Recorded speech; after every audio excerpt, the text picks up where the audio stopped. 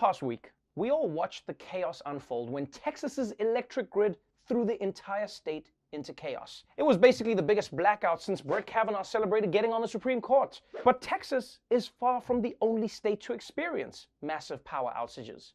And the question is, why does America's energy grid have so many problems?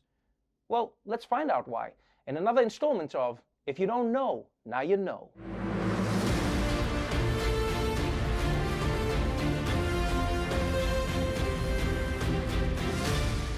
We all know how the electric system works, right? You plug your phone in, you unplug it, you plug it back in because it's only at 11%, and then you just stand by the wall all day scrolling through Instagram. But what's going on behind that wall might surprise you.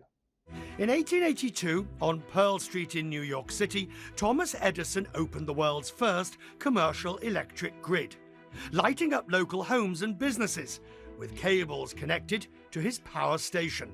The modern electric grid connects to 7,300 major power plants through nearly 160,000 miles of high-voltage transmission lines and millions of miles of low-voltage lines to bring power to over 150 million customers. There are only 4 distinct electrical grids that service essentially all of North America. You have the 2 big ones, Western and Eastern, and the 2 electrical separatists, Quebec and Texas.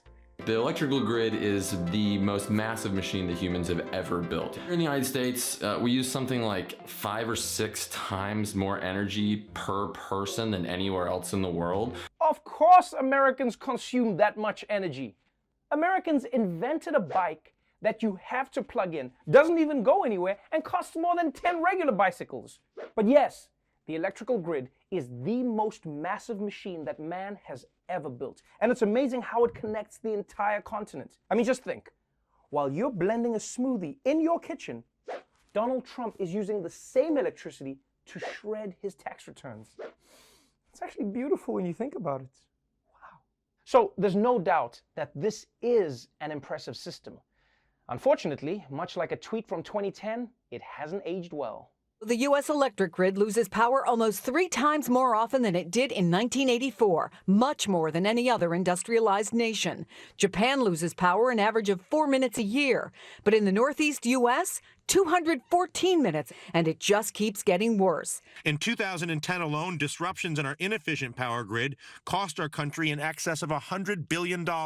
We actually lose about 60% of the energy that we generate. Most of the infrastructure that we use today hasn't changed much since 30, 40, 50 years ago. Some of the country's power systems predate the 20th century. If Thomas Edison walked into a modern substation, he'd feel very much at home. Yeah, he would feel at home, especially if he saw Joe Biden on TV. Hey, my old pal Joe was president. Joe, why are you so small? Get out of that box, Joe! But this is pretty worrisome. America's living in 2021 with an electric grid that's barely been updated in the past 50 years.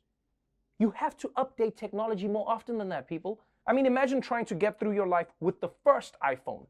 You couldn't even use the Maps app because New York wasn't a state back then. So clearly the grid needs to be upgraded. And we'd better do it soon because the problem is heating up. In the last half century, there have been more and more power outages because of weather, and it'll only get worse because of our changing climate. The grids are facing more extreme conditions more often and are susceptible to really, really major failures. Our grid is no match for wildfires, no match for hurricanes and flooding. As weather patterns and temperatures get more and more extreme, the extremely hot and the extremely cold days end up driving the most significant peaks that utilities have to manage. Air conditioners can account for up to half of the electricity being used in the country. The first thing that happens when you have a hot day is people use their air conditioners. The increase in the abundance of air conditioning throughout the country certainly means that more people can turn on air conditioning all at about the same time. That's right. America is using way more air conditioning than its grid can handle. And I know that for a fact. Offices in this country are so cold you could store corona vaccines in your desk.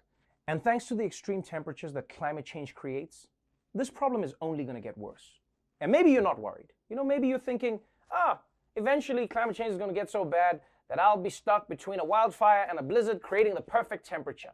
But on the off chance that that doesn't happen, America needs to find alternative methods of climate control. Like, I know I do that. You know, when I'm cold, I just turn on Bridgerton.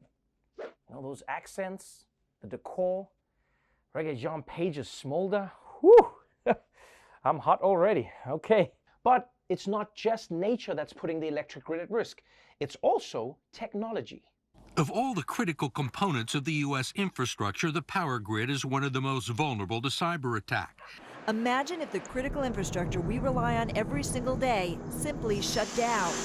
Power plants, banking systems, air traffic control, subways, all are vulnerable. Russian government hackers are actively trying to penetrate the grid to carry out potential attacks. They are already in the grid. The Russians are in, the Chinese are in. The Iranians may be on the verge of getting in. Ironically, it's our less sophisticated electric providers who may have an edge here. Rural co-ops account for 42 million people. None of these co-ops relies on the internet for the distribution of power. That's right, people. Sometimes the less fancy something is, the more you can count on it. Like Danny DeVito. That's why when everyone is messing around with their Spotify playlists on their iPhone 12s, I'm jamming out to CDs on my old reliable Discman. It's been. But those rural providers aside, America is in real trouble here.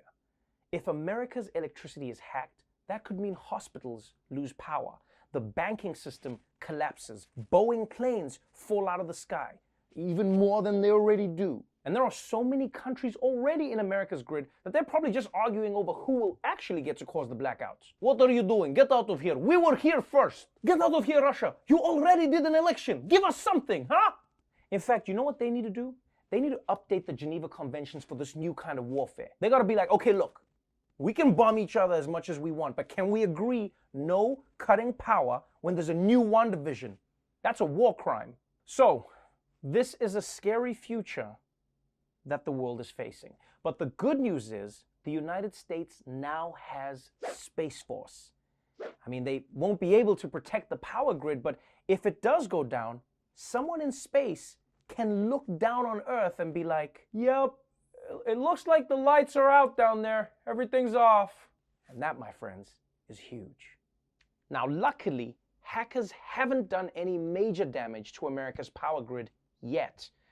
But wait till you hear what has. One of the biggest threats to the U.S. power grid isn't state actors or natural disasters.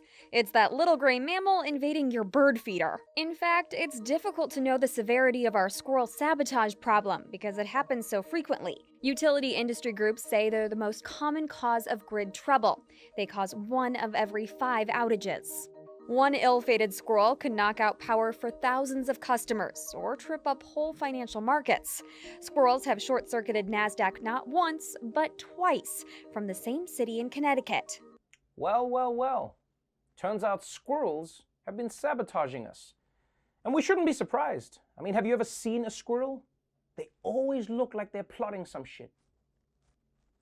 And I guess it turns out if squirrels were the real threat all along, some of us need to start apologizing to our dogs because it turns out they were good boys, very good boys. So yes, when you look at the state of America's electric grid, it is not a pretty picture. It's under threat from climate change, from hackers, and even jumped up rats. Honestly, just thinking about how the entire country could be shut down in an instant is starting to stress me out. In fact, I'm getting so stressed, I think I'm just going to take a moment to listen to some of my relaxing tunes.